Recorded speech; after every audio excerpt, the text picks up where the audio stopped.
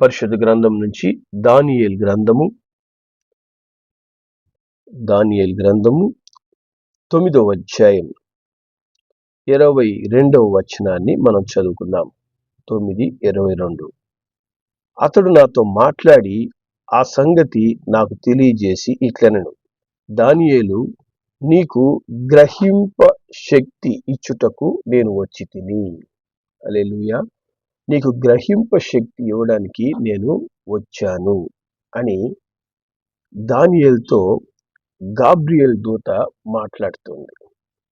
హల్లెలూయా.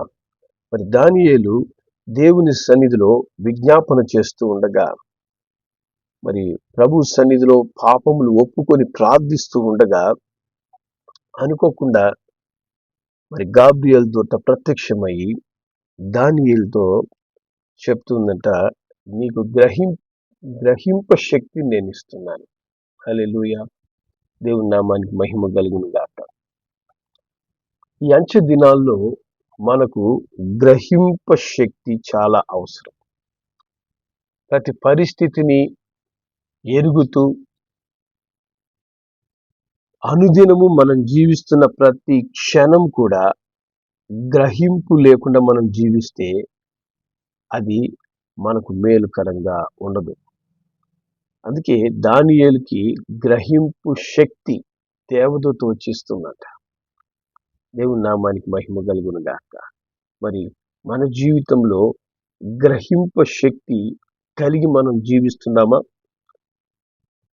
లేదా గ్రహింప శక్తికి ఇంకొక పదం ఏం చెప్పొచ్చు అంటే జ్ఞానము కలిగి జీవించడం, పరిస్థితులు అర్థం చేసుకొని జీవించడం. అట్టి గ్రహింపు దేవుని బిడ్డలైన మనకు చాలా అవసరం. ఎందుకంటే మనము ఒక పక్క ఈ లోకంలో మన జీవితాన్ని కొనసాగిస్తున్నా, మరో పక్క ఈ లోకము దేవుని రాకడకు సమీపిస్తుంది అని మనం మర్చిపోకూడదు. మరి ఈ లోకంలో మనం గమనిస్తే ప్రతి ఒక్కరూ ఒక గ్రహింపుతో జీవిస్తున్నారు. ఫర్ ఎగ్జాంపుల్, మరి సైన్యాన్ని తీసుకోండి. బార్డర్స్ లో ఉన్న సైన్యం, వాళ్ళు ఏం చేస్తున్నారు? శత్రు ఎప్పుడు వస్తాడా, ఎప్పుడు మరి సమస్య ఏర్పడుతుందని వాళ్ళు 24 గంటలు గ్రహింపు కలిగి జీవిస్తున్నారు. అలాగే ప్రతి పని, ప్రతి వ్యక్తిని మనం గమనించినట్లయితే వారు పరిస్థితులను గ్రహించి అర్థం చేసుకొని వాళ్ళు బహు జాగ్రత్తగా, ఇప్పుడు ఫర్ ఎగ్జాంపుల్ ఒక స్పోర్ట్స్ మ్యాన్ తీసుకోండి. అతనికి ఒక గ్రహింపు ఉంది. ఏమని? నేను భవిష్యత్తులో ఒక పెద్ద ఆటగాడిని అవ్వాలి. దానికోసం ఇప్పటి నుంచి అతను ఏం చేస్తుంటాడు? ఉదయాన్నే లేచి పరిగెడుతుంటాడు, ఉదయాన్నే లేచి సిద్ధపడుతుంటాడు. దానికి తను ఏ స్పోర్ట్స్కి సిద్ధపడడానికి చదువుకునే పిల్లవాడు, నేను చదువుకొని గొప్ప ప్రయోజకుడు అవ్వాలని దానికి తగిన విధంగా సిద్ధపడుతుంటాడు. మరి సిద్ధపాటు లేని వ్యక్తి ఎవరైనా ఉన్నారు అంటే అతను దేవుని బిడ్డే. ఏ విధమైన గ్రహింపు, ఏ విధమైన సిద్ధపాటు, కాలము సమయము గ్రహించలేనటువంటి స్థితిలో దేవుని బిడ్డలు జీవిస్తున్నారు. ఎందుకంటే చూడండి, దేవుని వాక్యం చెప్తుంది, యెషయా గ్రంథము 42వ అధ్యాయం, యెషయా గ్రంథం 42వ అధ్యాయము 18 నుంచి 20వ వచనం దాకా మనము చదువుదాం. చెవిటి వారులారా వినుడి, గుడ్డి వారులారా మీరు గ్రహించినట్లు ఆలోచించండి. నా సేవకుడు తప్ప మరి ఎవడు గుడ్డివాడు? నేను పంపు నా దూత తప్ప ఎవడు చెవిటివాడు? నా భక్తుడు తప్ప మరి ఎవడు గుడ్డివాడు? యెహోవా సేవకుడు తప్ప మరి ఎవడు గుడ్డివాడు? నీవు అనేక సంగతులు చూస్తున్నావు కానీ గ్రహింపకున్నావు, వారు చెవి యొగ్గిరి కానీ వినకున్నారు అని దేవుడు చెప్తున్నాడు. మరి నా సేవకుడు తప్ప ఎవరు గుడ్డివాడు? నా భక్తుడు తప్ప ఎవడు చెవిటివాడు అని దేవుడు ప్రశ్నిస్తున్నాడు. నిజమే, మనము నివసిస్తున్న కాలము, జరుగుతున్న పరిస్థితులు గ్రహింపు లేకుండా మనం జీవిస్తున్నాం. దానియేలుకు అందుకే దేవుని దూత వచ్చి గ్రహింపు శక్తిని ఇచ్చిందట. గ్రహించే శక్తి. హల్లెలూయా! దేవుని నామానికి మహిమ కలుగును గాక. లేకపోతే మనం ఎటైపోతామంటే అనేక సంగతులు చూస్తున్నాం కానీ దాన్ని అర్థం చేసుకోలేని వారిగా, కాలము సమయమును గ్రహించలేని వారిగా మనము తయారైపోతున్నాం. లోకం కూడా ఇప్పుడు ఆ విధంగా తయారైపోతుంది. ఇప్పుడు ఉదాహరణకి మరి 2019లో ప్రపంచాన్ని అంతా కుదిపేసింది. ఏంది? కరోనా అనేటువంటి ఒక వైరస్. ఆ వైరస్ రాకముందు ప్రజలు విచ్చలవిడిగా మరి దైవ భయం లేకుండా జీవిస్తున్నారు విస్తారమైన పాపంలో. మరి ఆ కరోనా వచ్చినప్పుడు ఏం జరిగింది? ప్రపంచం అంతటికి ఒక మరణ భయం వచ్చింది. నేను చచ్చిపోతానేమో, ఈ క్షణం తర్వాత నేను బ్రతుకుతానో లేదో, ఏమైపోద్దో. మరి నా కంటికి కనపడిన శత్రువు గాలిలో ఉన్నాడు. ఆ గాలి ఎప్పుడు నా ముక్కులోకి వెళ్తుందో, ఎప్పుడు నా ఊపిరితిత్తులు పాడైపోతాయో, నా యొక్క బాడీ డ్యామేజ్ అయిపోద్దు, చచ్చిపోతాను అనే మరణ భయముతో మరి మనుషులు ఒక 2 సంవత్సరాల పైన జీవించారు. ఆ భయంతో ఎక్కడి వాళ్ళు అక్కడ దాక్కున్నారు. ఆ కరోనా తర్వాత ఏమైంది? మనం గమనిస్తే మనుషులకి ఒక లెక్కలేని తనం వచ్చేసింది. ఏంటంటే చచ్చేవాడు ఎప్పటికైనా చేస్తాడు, బ్రతికినంత కాలము ఎంజాయ్ చేస్తాము, బ్రతికినంత కాలము సుఖంగా బ్రతుకుదాం. నేనైనా చచ్చిపోవాల్సిందే, నువ్వైనా చచ్చిపోవాల్సిందే. కాబట్టి చావు గురించి ఇంకా ఆలోచించుకొని ఏం లాభం? ఇటువంటి ఆలోచన మానవుల్లోనికి వచ్చేసింది ఇప్పుడు. అందుకే చూడండి, కరోనా తరువాత పాపములు విస్తరించాయి. కరోనా తరువాత మానవుడికి లెక్కలేనితనం వచ్చేసింది.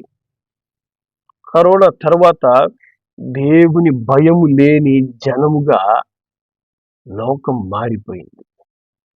అంటే భయంకరమైన పరిస్థితి. దేవుని బిడ్డలుగా మనం ఎలా ఉంటున్నాం? మనకు అంటే లోకస్తులకి ఈ తెగుళ్ళు, ఈ జరుగుతున్న పరిస్థితులు ఎందుకు వస్తున్నాయి అనేది గ్రహింపు వాళ్ళకి లేదు. కానీ దేవుని బిడ్డలైన మనకు గ్రహింపు ఉంది.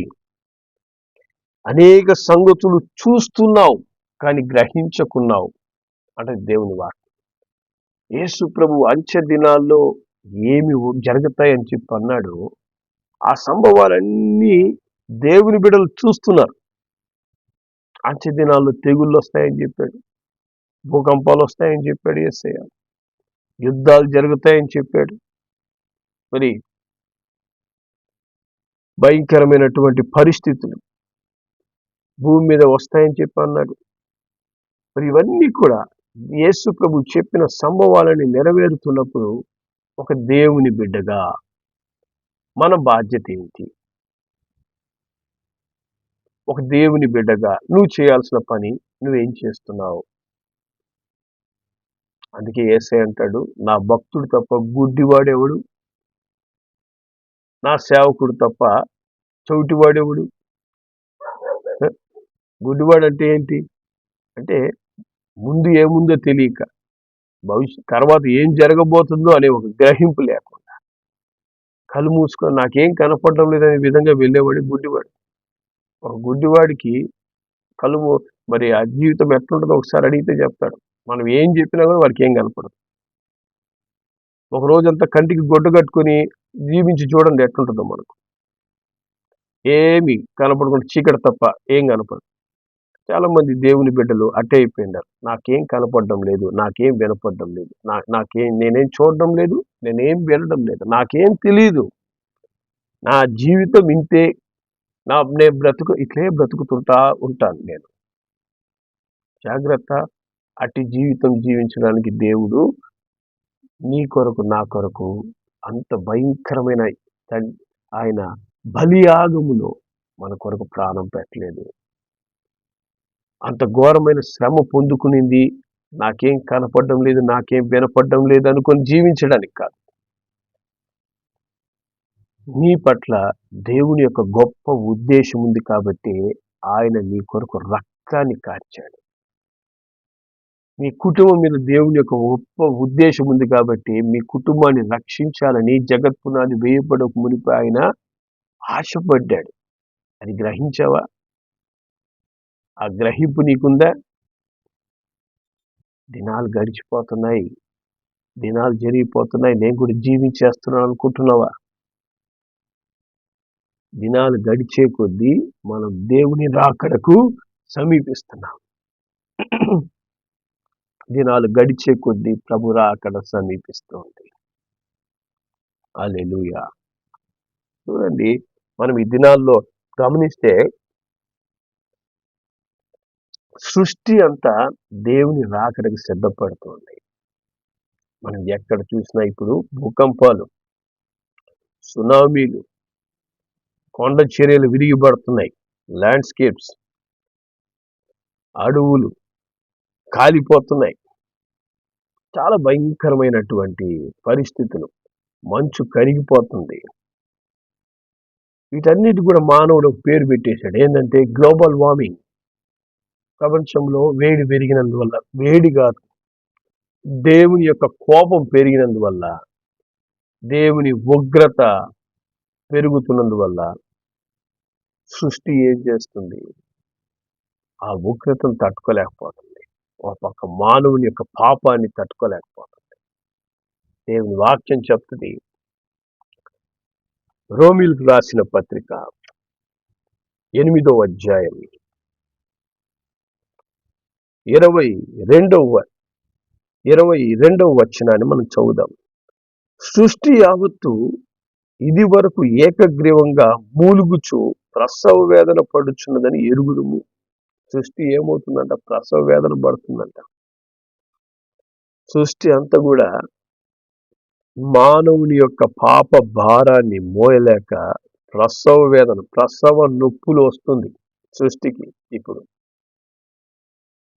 అందుకే కంటిన్యూస్గా మరి భూకంపాలు, కంటిన్యూస్గా సునామీలు, భయంకరమైనటువంటి వర్షాలు, కొండ చర్యలు విరిగిపడుతున్నాయి, మరి అడవులు కాలిపోతున్నాయి, మరి భయంకరమైనటువంటి పరిస్థితులు సడన్ గా జరుగుతూ ఉన్నాయి, విపత్తులు పెరిగిపోతున్నాయి రోజు రోజుకి.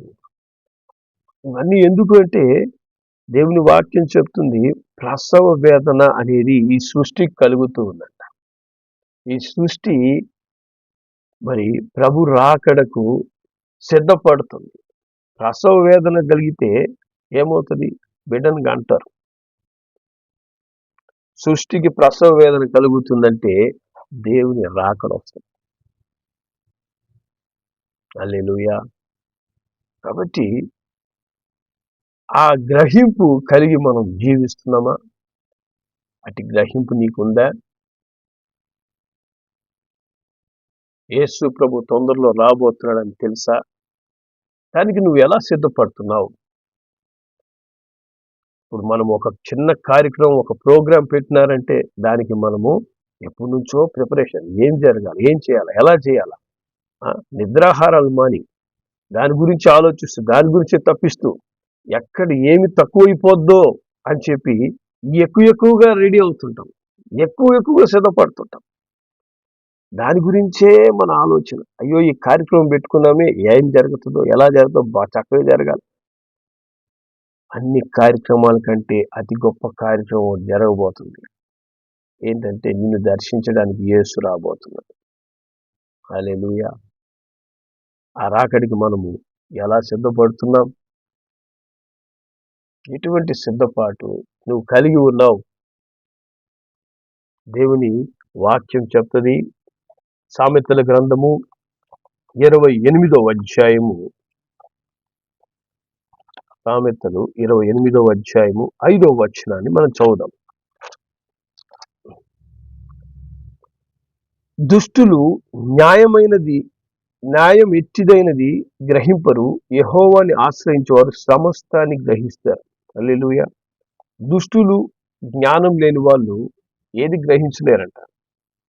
కానీ దేవుని ఆశ్రయించేవారు ఎప్పుడు కూడా ప్రభు పాదాల యొద్ద మోకరిల్లి ప్రభువుని ఆరాధిస్తుండేవాళ్ళు.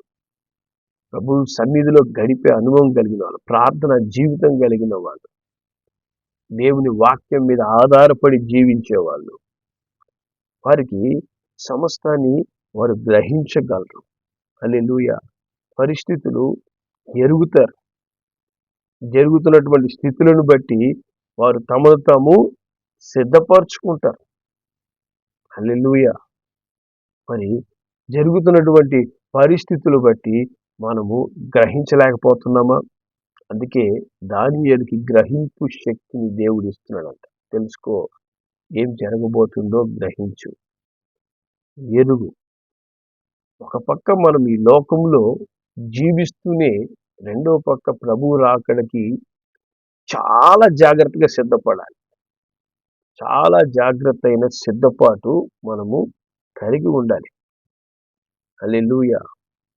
మరి దానికి తగిన సిద్ధపాటు మనం లేకపోతే దేవుని యొక్క రాకడలో మనము ఎత్తబడలేం, మిస్ అయిపోతాం.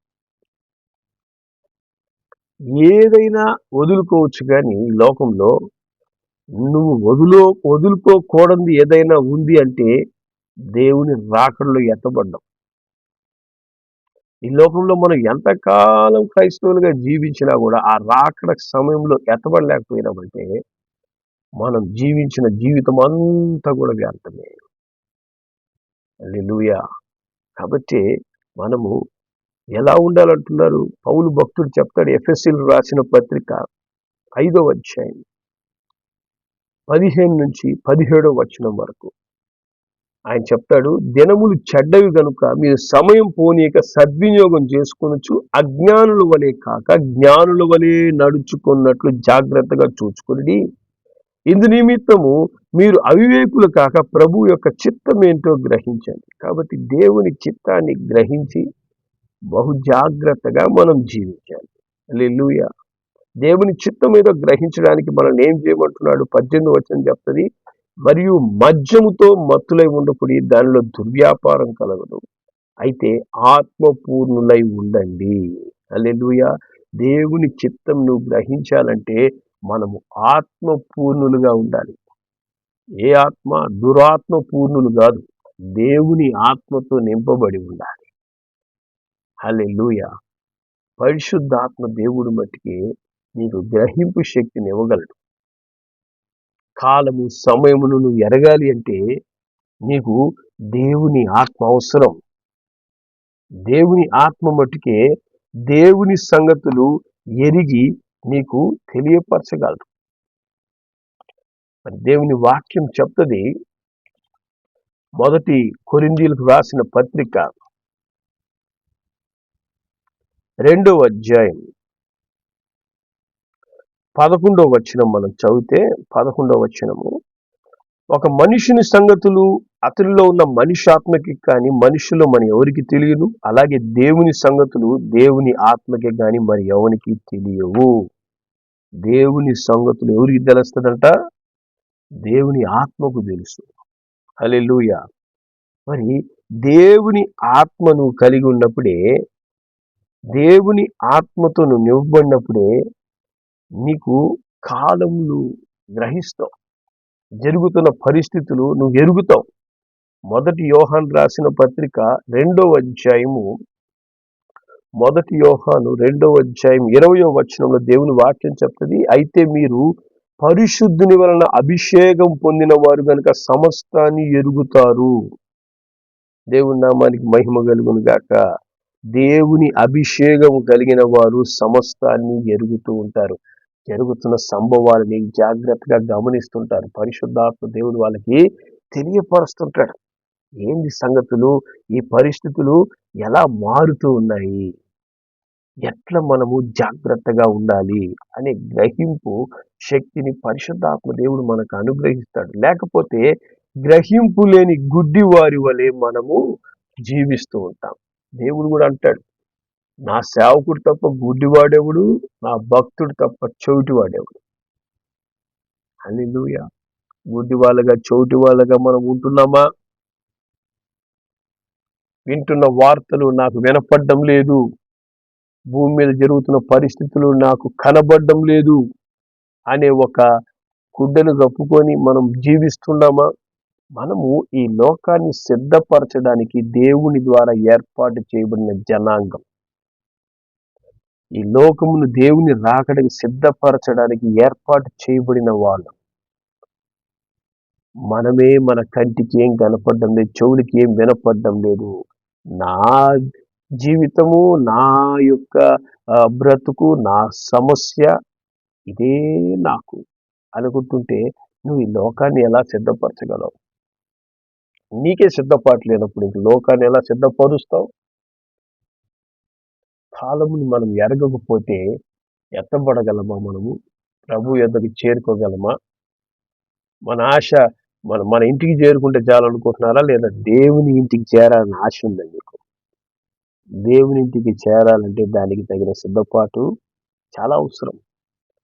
పరిశుద్ధత లేకుండా మనం ప్రభు యొద్దకు చేరలేం. విశ్వాసం లేకుండా ప్రభువునికి ఇష్టలుగా మనం జీవించలేం. దానికి తగిన సిద్ధపాటు నీవు నేను కలిగి ఉండాలంటే మనకు గ్రహింపు శక్తి కావాలా? గ్రహింపు శక్తి లేకపోతే ఎంత దేవుని వాక్యం వింటున్నా మనము మొద్దుల వలె ఉంటాం. దేనికి లోబడం. గుడ్డి వాళ్ళు, గ్రహింపు లేని వారి వలె మనం తయారైపోతాం. జాగ్రత్త. జరిగే సంభవాలు, పరిస్థితులు, భయంకరమైనటువంటి పాపముతో నింపబడిన ఈ దినాలు మనకి ఏం తెలియజేస్తున్నాయంటే యేసయ్య రాబోతున్నాడు. యేసయ్య రాబోతున్నాడు. యేసయ్య రాబోతుంటే దానికి నేను ఎలా సిద్ధపడ్డాను? ఒక చిన్న కార్యక్రమానికి మనం ఒక పెళ్లి కావచ్చు, లేదా ఒక బర్త్డే కావచ్చు, ఇంకేదైనా కార్యక్రమం కావచ్చు, దానికి ఓయమ్మో ఎంతో సిద్ధపడతాం 2-3 రోజుల నుంచి. యేసయ్యని కలుసుకోవడానికి ఎట్లా సిద్ధపడుతున్నావు? ఎంత సిద్ధపాటు నీకుంది? నీ కుటుంబం సిద్ధపడి ఉందా? యేసయ్య ఇప్పుడు వాక్యం చెప్పేటప్పుడు వస్తే మన కుటుంబం ఎక్కడికి వెళ్ళిపోద్ది? హల్లెలూయా. జాగ్రత్త. మనం అనుకోనని గడియలో యేసయ్య వస్తాడు. మనం ఎదురు చూడని సమయంలో బోర మోగుతుంది. అప్పుడు మనం సిద్ధపడకపోతే ఎత్తబడలేము. అందుకే జ్ఞానం కలిగి ఉండాలి. గ్రహింపు జ్ఞానం, గ్రహింపు శక్తి మనం కలిగి ఉండాలి. ఆ గ్రహింపు శక్తి కావాలంటే దేవునితో సహవాసం. దేవునితో నీకు సహవాసం, పరిశుద్ధాత్మ సహాయం మనకు కావాలి. పరిశుద్ధాత్మ అభిషేకం మట్టికే సమస్తాన్ని మనకు తెలియపరచగలదు. ఆత్మపూర్ణులుగా, ఆత్మానుసారులుగా మనం జీవించాలి. చాలా మంది ఉంటారు, ఎన్నిసార్లు చెప్పినా జీవితాలు మార్చుకోరు. ఎందుకంటే వాళ్ళు ఆత్మానుసారులు కాదు కాబట్టి. దానివల్ల ఎవరికి నష్టం? వారే నష్టపోతారు. జ్ఞానం కలిగి జీవిద్దాం. జరుగుతున్న సంభవాలు ఎందుకు జరుగుతున్నాయి? ఇట్లాంటి పరిస్థితులు ఎందుకు వస్తున్నాయి? కాబట్టి మనము చేయగలిగిన పని ఏంటి? నన్ను దేవుడు ఎందుకు రక్షించుకున్నాడు? దానికి తగిన విధంగా నేను సిద్ధపడుతున్నానా? ఇతరులను సిద్ధపరిచే పనిలో ఉన్నానా? లేకపోతే వ్యర్థముగా సమయాన్ని వృధా చేస్తున్నానా అని మనం పరిశీలించుకొని గ్రహింపు కలిగి జీవిద్దాం. అట్టి కృప ప్రభు మనకు అందరికీ దయచేయునుగాక. ప్రార్థన చేద్దాం. ప్రేమగల మా తండ్రి, పరిశుద్ధుడా, నీకు వందనాలు, స్తోత్రములు చెల్లిస్తున్నాం. యేసయ్యా, నీ రాకడ సమీపిస్తుందనేటువంటి గ్రహింపు ఆయన లేక మానవుడు నివసిస్తున్నాడు. నాయన తండ్రి, అట్టి అజ్ఞాన దశలో మానవుడు వెళ్ళిపోతున్నాడు. లోతు కాలంలో ఉన్నటువంటి పరిస్థితులు, నోవహు కాలంలో ఉన్నటువంటి పరిస్థితుల్లో మేము ఉంటూ ఉన్నాం. నాయన తండ్రి, సకల సృష్టి ప్రసవ వేదన పడుతున్నటువంటి దినాల్లో మేము ఉంటున్నాం. మేము గ్రహింపు కలిగి నీ రాకడకు సిద్ధపడేందుకు సహాయం చేయండి తండ్రి. కాలం నెరిగేందుకు పరిశుద్ధాత్మ సహాయం మాకు కావాలయ్యా. దానియేలుకి గ్రహింపు శక్తినిచ్చినట్లు మేము కూడా నైనా గ్రహింపు శక్తి కలిగి ఆయన ప్రతి పరిస్థితిని, ప్రతి శోధనను, ప్రతి దుష్టిని తంత్రమును గ్రహించినైనా వాటిని దాటుకొని ముందుకు వెళ్ళేందుకు సహాయం చేయండి. అయినా నీ రాకడలో అయినా మేము మా కుటుంబం ఎత్తపడేందుకు, అలాగే మేము ఇతరులనైనా మరి ప్రభు మార్గం నడిపించి వాళ్ళు కూడా నీ సన్నిధికి చేరే విధంగా సిద్ధపరిచేందుకు మాకు నీ కృప దయచేయమని యేసు నామములో ప్రార్థిస్తున్నాం తండ్రి. ఆమేన్.